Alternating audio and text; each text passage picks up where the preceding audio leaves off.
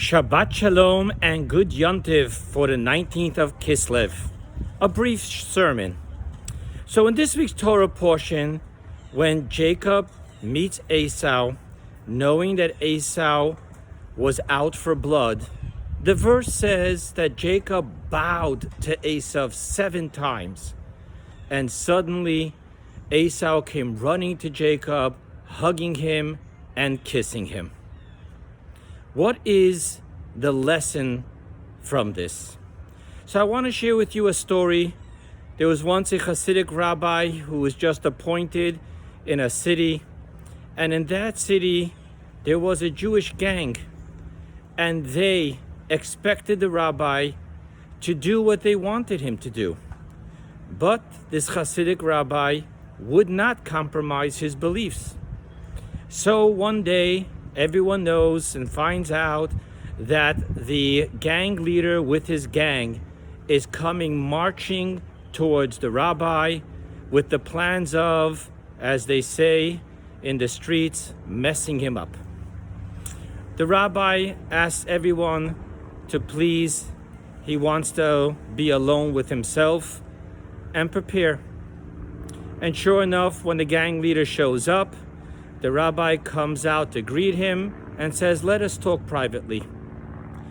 No one knew what was happening when suddenly the rabbi and the gang leader came out with the gang leader's arm around the rabbi's shoulder, and he spoke to his gang. "Anyone who messes with this rabbi will be answering to me."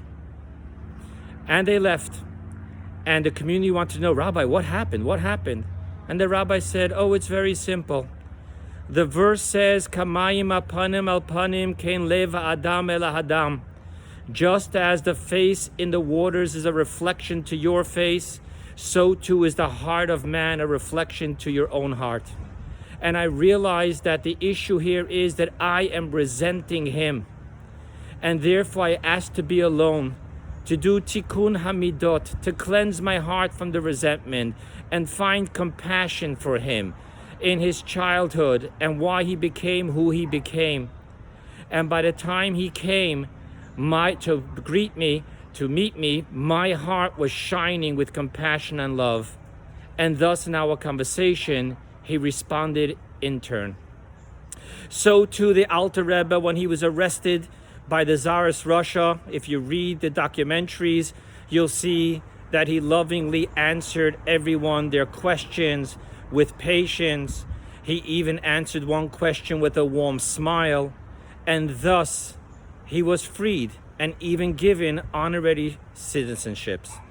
The moral of the story: in relationships, when we don't get what we want, the answer is not to become nasty, vicious, and say nasty things, but rather, let us cleanse our hearts and shine upon those that we have relationships with compassion, respect, and love, and we will receive the same in return.